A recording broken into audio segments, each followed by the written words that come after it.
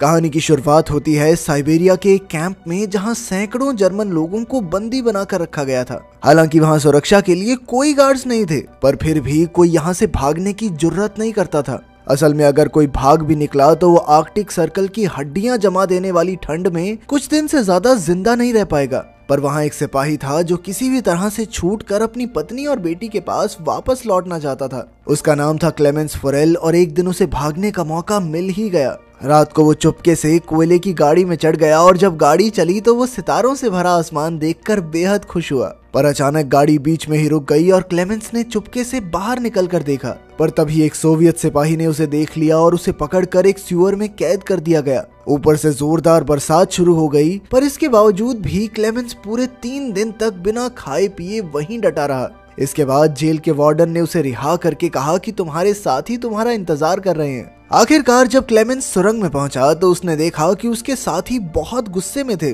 और वो हाथों में हथियार लिए उसका इंतजार कर रहे थे। असल में क्लेमेंस के भागने की वजह से उन सभी को 3 दिन तक भूखा रखा गया था। तभी अचानक उन्होंने क्लेमेंस पर हमला कर दिया और उसे कुत्तों की तरह पीटा। बुरी तरह जख्मी होने की वजह से उसे कैंप के डॉक्टर के पास ले जाया गया। वो डॉक्टर भी यहाँ बंदी था और वो क्लेमेंस की भागने की हिम्मत देखकर काफी प्रभावित हुआ। तब क्लेमेंस ने डॉक्टर से मदद मांगते हुए कहा कि वो एक बार फिर से यहाँ से भागना चाहता है। डॉक्टर ने उसे समझाया कि आर्कटिक सर्कल से भागना नामुमकिन है। आज तक जिसने भी भागने की कोशिश की वो सभी मारे गए। पर डॉक्टर ने उसे एक राज बताया कि जो लोग यहाँ से भागेंगे नहीं वो भी अंत में मारे ही जाएंगे। असल में वहाँ मौजूद सारे कैदी रोज लेड नाम की मेटल की खानों में खुदाई करते हैं और लेड धीरे धीरे हवा से उनके शरीर में जा रही है, जिस वजह से आज नहीं तो कल उन सबका मरना तय है। इसीलिए डॉक्टर ने उसे सलाह दी कि उसे भागकर अपनी किस्मत आजमा ही लेनी चाहिए। फिर डॉक्टर ने अपने सारे गर्म कपड़े और जूते निकाले और क्लेमेंस को बताया कि रेलवे लाइंस पर जगह जगह पर खाना छुपा कर रखा गया है।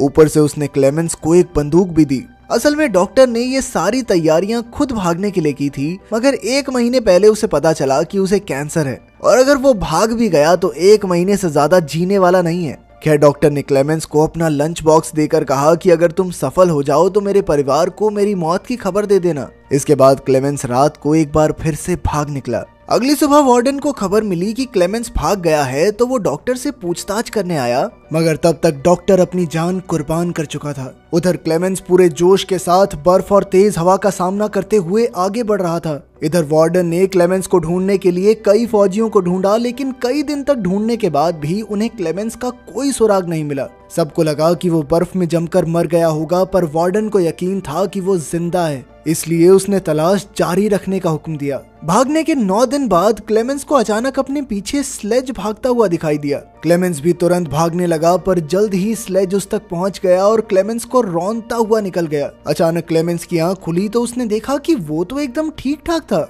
असल में ये पूरी घटना उसके मन का वहम थी। उसके चारों ओर सफेद बर्फ की चादर थी और खाना भी खत्म हो चुका था। उसका दिल डूबने लगा और उसने भगवान से कोई चमत्कार करने को कहा, पर आर्कटिक सर्कल में दूर दूर तक बर्फ के सिवा और कुछ नहीं था। अब उसके पास कोई चारा नहीं था, इसीलिए वो कुछ दिन तक जैसे तैसे आगे बढ़ता रहा। आखिरकार उसके शरीर ने जवाब दे दिया और वो भूख की वजह से बेहोश हो गया। कुछ समय बाद उसकी आंख खुली और उसने एक अजीब सी आवाज सुनी। तभी उसकी नजर एक सील पर पड़ी और उसकी आंखें चमक उठी। उसने तुरंत अपनी बंदूक निकाली और कांपते हाथों से सील पर गोलियां चला दी, पर बदकिस्मती से उसका एक भी निशाना नहीं लगा। सील भागने लगी तो क्लेमेंस उसके पीछे दौड़ा, पर अचानक वो बर्फीले पानी में घुस गई। खैर उसने ज्यादा न सोचते हुए एक गोली चलाई और आखिरकार सील को मारने में कामयाब रहा। खाना खाने के बाद उसने अपने पैरों पर पट्टियां बांध ली ताकि ठंड से उसे थोड़ी राहत मिले। थोड़े आराम के बाद क्लेमेंस फिर से अपने सफर पर निकल पड़ा। अपने अकेलेपन और इतने लंबे सफर में उसका दिमागी संतुलन आसानी से बिगड़ सकता था, इसीलिए वो लगातार खुद से बातचीत करता रहा।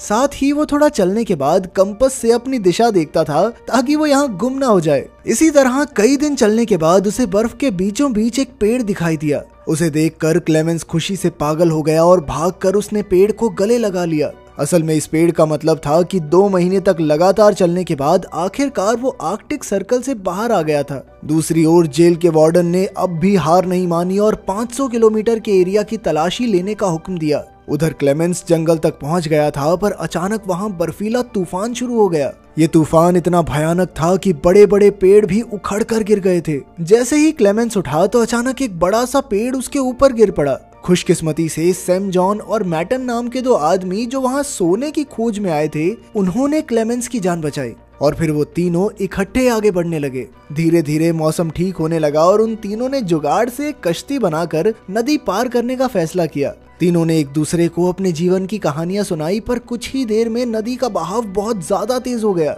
जिससे क्लेमेंस और मैटन कश्ती को संभाल नहीं पाए। अचानक सैम जॉन का बैलेंस बिगड़ा और वो नदी में गिर पड़ा। सैम जॉन डूबने ही वाला था कि क्लेमेंस ने अपनी जान की परवाह ना करते हुए तुरंत नदी में डुबकी लगा दी। काफी मुश्किलों के बाद वो सैम जॉन को किनारे तक ले ही आया। उधर मैटन उन्हें बीच में ही छोड़कर अकेला ही आगे बढ़ गया। जब वो अपनी झोपड़ी में पहुंचा तो उसने सोचा कि सैम जॉन तो नदी में मर ही गया होगा, इसीलिए उसने सैम जॉन का सोना और बाकी कीमती चीजें चुरा ली। लेकिन फिर कुछ ही पलों में सैम जॉन और क्लेमेंस भी वहां आ पहुंचे। मैटन के धोखे से सैम जॉन को बहुत गुस्सा आया, इसीलिए उसने गोली चलाकर मैटन की जान ले ली। इसके बाद सैम जॉन और क्लेमेंस ने अपना सामान बांधा और एक बार फिर से सफर पर निकल पड़े। खैर जल्द ही सर्दी का मौसम शुरू हो गया और आगे बढ़ना और भी मुश्किल। तब क्लेमेंस ने सैम जॉन का बैग लेकर उसका बोझ कम करने की कोशिश की, मगर सैम जॉन को लगा कि क्लेमेंस उसका सोना चुराना चाहता है, इसलिए उसने अपने बैग से क्लेमेंस पर हमला कर दिया। इस वजह से क्लेमेंस बेहोश हो गया और जब उसकी आंख खुली तो उसने देखा कि भेड़ियों का एक झुंड दौड़ता हुआ उसकी तरफ आ रहा था।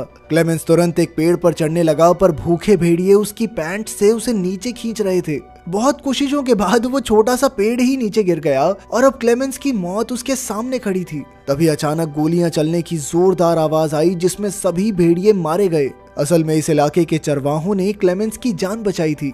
वो क्लेमेंस को उठाकर अपने गांव में ले गए, जहां कई चरवाहों ने उसका इलाज किया। उनकी मदद से क्लेमेंस का शरीर जल्द ही एकदम ठीक हो गया और इतने समय बाद लोगों से मिलने पर उसे बहुत खुशी हो रही थी। कई चरवाहों से उसकी दोस्ती हो गई, पर जल्द ही जेल के वार्डन का भेजा हुआ नोटिस वहां भी पहुंच गया, जिसके मुताबिक जो भी क्लेमेंस को पनाह देगा वो जान से हाथ धो बैठेगा। इसलिए मजबूरन क्लेमेंस को वहां से निकलना पड़ा। जाने से पहले चरवाहों ने उसे काफी सारा खाना और एक शिकारी कुत्ता तोहफे में दिया। अब घर लौटने के इस सफर में उसका एक साथी भी था, इसीलिए क्लेमेंस को अकेला महसूस नहीं हुआ। इसी तरह वो दोनों लगभग 1 साल तक आगे बढ़ते रहे। एक दिन वो एक लकड़ी की मिल के पास पहुंचे, जहां क्लेमेंस का कुत्ता खाने की खोज में भागा, पर कुछ कर्मचारियों ने उसे भगा दिया। तब क्लेमेंस आगे आया तो कर्मचारियों ने उसे पहचान लिया और फिर मिल के मालिक ने उसे खाना खिलाया। इसके बाद उन्होंने क्लेमेंस को जर्मनी की ट्रेन पर बैठा दिया। अब वो जल्द ही घर पहुंचने वाला था, इसलिए क्लेमेंस के चेहरे पर बड़ी सी मुस्कान थी, मगर वो ये नहीं जानता था कि मिल के मालिक ने उसकी खबर पुलिस को दे दी थी और जेल वार्डन अपने सिपाहियों के साथ ट्रेन स्टेशन पर उसका इंतजार कर रहा था। खुशकिस्मती से क्लेमेंस ने पहले ही सिपाहियों को स्टेशन पर देख लिया, इसीलिए वो मौका देखकर भाग निकला, मगर फिर कुछ ही पलों में जेल के वार्डन ने उसे रंगे हाथों पकड़ लिया। अब क्लेमेंस की सारी उम्मीदें खत्म हो चुकी थी, पर अचानक क्लेमेंस के शिकारी कुत्ते ने वार्डन पर हमला करके उसे बुरी तरह काट लिया। अपने कुत्ते की वफादारी की बदौलत क्लेमेंस को भागने का एक और मौका मिल गया, पर तभी उसे गोलियों की आवाज सुनाई दी और वो समझ गया कि वार्डन ने उसके कुत्ते को मार दिया है। मगर क्लेमेंस उसकी मौत का शोक भी नहीं मना पाया और लगातार भागता रहा। मौका देखकर वो एक पुल पर चढ़ा और नीचे से गुजर रही ट्रेन पर कूद गया। आज एक बार फिर से वो बाल बाल बच निकला था। इसके बाद वो लगातार अपने रास्ते पर आगे बढ़ता रहा। इसी तरह काफी समय बीता और साल 1952 आ गया, जब क्लेमेंस के पास ना तो पैसे की फूटी कौड़ी थी और ना ही खाने को दाना। वो एक मेले में घूम रहा था, जहां उसकी नजर लजीज खाने पर पड़ी, मगर दुकानदार ने उसे धुतकार कर भगा दिया।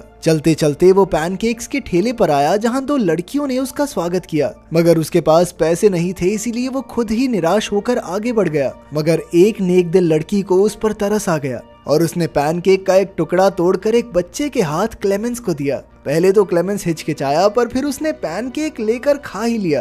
खैर तभी एक यहूदी आदमी ने सब कुछ देख लिया। इधर क्लेमेंस चलते चलते एक चर्च में पहुंचा और उसने हाथ जोड़कर भगवान से प्रार्थना की। वो यहूदी आदमी भी उसके पीछे पीछे यहाँ तक आ पहुंचा, पर उसने क्लेमेंस को पुलिस के हवाले नहीं किया। असल में वो भी कुछ समय पहले एक वॉर प्रिजनर रह चुका था, इसीलिए वो क्लेमेंस की हालत समझ सकता था। वो क्लेमेंस को अपने घर ले आया, जहां क्लेमेंस नहा धोकर अपने पुराने रूप में वापस आ गया। यहूदी आदमी ने उसे एक पासपोर्ट और कुछ कागज भी दिए, जिससे क्लेमेंस का दिल भर आया। आखिरकार पासपोर्ट लेकर क्लेमेंस सोवियत सरहद के पार पहुंच गया और फिर थोड़ी पूछताछ के बाद उसे जाने दिया गया। क्लेमेंस को इतनी खुशी हुई कि उसे जानबूझकर अपनी हंसी रोकनी पड़ी। आखिरकार अब वो आजाद हो ही गया था, मगर जैसे ही वो सुआ पुल के बीच पहुंचा तो उसके चेहरे पर चमचमाती रोशनी आई और तभी उसके सामने जेल का वार्डन आ गया। उसे देखकर क्लेमेंस के होश उड़ गए और उसने पीछे मुड़कर देखा कि वो अब भी सोवियत जमीन पर ही था, जिसका मतलब ये था कि वार्डन अब भी उसे गिरफ्तार कर सकता है। अब क्लेमेंस का दिल डूब गया क्योंकि उसकी इतने सालों की कड़ी मेहनत के बाद अब आजाद होने की चाहत मिट्टी में मिल रही थी। पर अचानक उसने देखा कि वार्डन उसके रास्ते से हट गया। क्लेमेंस को अपनी आंखों पर विश्वास नहीं हुआ, मगर वो धीरे धीरे आगे बढ़ा। असल में क्लेमेंस की जिंदा रहने की चाह और 7 साल का दर्दनाक सफर तय करके यहाँ तक पहुँचने के जज्बे ने वार्डन का दिल जीत लिया था। इसीलिए वार्डन ने क्लेमेंस को जाने दिया, मगर एक फौजी होने के नाते वो जीत गया था, क्योंकि आज अगर वो चाहता तो क्लेमेंस को गिरफ्तार करके उसका खेल खत्म कर सकता था। आखिरकार क्लेमेंस सरहद पार करके अपने घर पहुंच गया, जहां उसकी पत्नी और बेटी चर्च के लिए निकल रहे थे। क्लेमेंस भी उनके पीछे पीछे गया और चर्च में उसकी बेटी ने उसे पहचान लिया और फिर वो दौड़कर अपने पिता से लिपट गई। आपके हिसाब से वार्डन ने सही किया या उसने अपने देश से गद्दारी की? कमेंट्स में जरूर बताना। मिलते हैं अगली वीडियो में।